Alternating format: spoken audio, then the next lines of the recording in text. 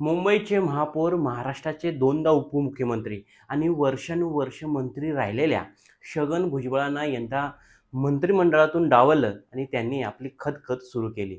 मंत्रिपद न मिळाल्याने त्यांनी आपली जाहीर नाराजी व्यक्त केलीच, परंतु त्यांच्या कार्यकर्त्यांनी रस्त्यावर उतरून अजित पवारांच्या प्रतिमेला जोडे मारण्याचा प्रयत्न केला. काही ठिकाणी रास्ता रोको तर काही ठिकाणी आंदोलन केलं.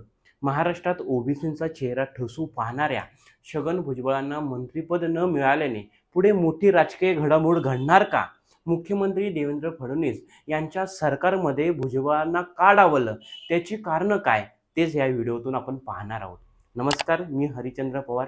तुम्ही पाहत आहात पॉलिटिकल महाराष्ट्र. काँग्रेस, शिवसेना आणि राष्ट्रवादी असा प्रवास करणाऱ्या छगन भुजबळांनी महाराष्ट्रात खूप काही कमवलं आणि गमवलं सुद्धा. राष्ट्रवादी काँग्रेसचा जन्म झाला त्यावेळीचे ते सदस्य. शरद पवार यांच्यानंतर राष्ट्रवादीचा चेहरा म्हणजे भुजबळ.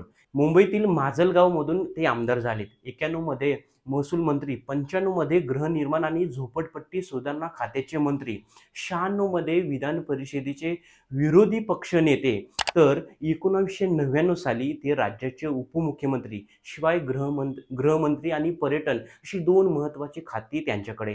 पुन्हा 2002 ते 2003 या कालावधीत राज्याचे उपमुख्यमंत्री, गृहमंत्रीपद आणि 2004 साली ते येवला मतदारसंघातून आमदार. 2004 ते 8 या कालावधीत सार्वजनिक बांधकाम मंत्री. 2008 साली पुन्हा उपमुख्यमंत्री आणि महाविकास आणि महायुती सरकारमध्ये त्यांच्याकडे अन्न व नागरी पुरवठा या खात्याची जबाबदारी. असे कितीतरी मंत्रिपद भुजबळांना मिळालेत. इतका अनुभव तरी देखील भुजबळांना पुन्हा मंत्रिपद हवं आहे, परंतु या सरकारने त्यांना डावललंय. आता त्याची कारणंही समोर येऊ लागले आहेत.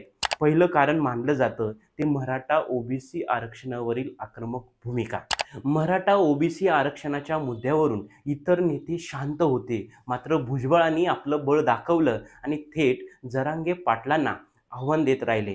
यावरून अजित पवार, देवेंद्र फडणवीस हे दोन्ही महत्त्वाचे नेते त्यांच्यावर नाराज असल्याचं बोललं जात आहे. त्यामुळे मराठा समाजाचा रोष यापुढे ओढवू नये म्हणून त्यांनी सावध भूमिका घेतल्याची चर्चा आहे. दुसरं कारण म्हणजे नांदगावमधील बंडखोरी. विधानसभा निवडणुकीत भुजबळांना मोठ्या मताधिक्याने विजय मिळवला खरा, परंतु पुतण्याने केलेल्या बंडखोरीला त्यांनी छुपा पाठिंबा दिला. त्यात त्यांनी महायुती धर्म पाळला नसल्याचं सांगितलं जात आहे. तिसरं कारण म्हणजे नाशिकमधून कोकाटे आणि नरहरी झिरवाळ यांना संधी. छगन भुजबळ हे ज्येष्ठ नेते, मात्र नव्या आमदारांना संधी द्यायची असेल तर कुणाला तरी डावलं जाणार हे नक्कीच. नाशिकमधून माणिकराव कोकाटे आणि नरहरी झिरवाळ यांना संधी देऊन भुजबळ पक्षात आणि सरकारमध्ये मार्गदर्शक म्हणून महत्त्वाची भूमिका पार पाडू शकतात अशी चर्चा आहे. आणि यातच आता छगन भुजबळांना मंत्रिपद द्यायला हवा असा सॉफ्ट कॉर्नर एका बाजूला पक्षात सुरू आहे. त्यांच्यावर अन्याय झाला तर आगामी महापालिका, जिल्हा परिषद, पंचायत समिती या निवडणुकीत फटका बसू शकतोय अशी भीती राष्ट्रवादी काँग्रेसच्या बऱ्याच आमदारांनी बोलून दाखवली. त्यामुळे भुजबळांना राज्यसभेवर पाठवून त्यांचं पुनर्वसन करायचं आहे का असंही बोललं जाते. परंतु राज्यसभेबाबत भुजबळांनी पूर्णविरामच दिलाय. त्यांनी आमदारकीचा राजीनामा द्यायला नकार दिलाय. तर दुसऱ्या बाजूला भुजबळांची राज्यपालपदी नियुक्ती केली जाणार असा दावा भाजपच्या आशिष देशमुखांनी केलाय.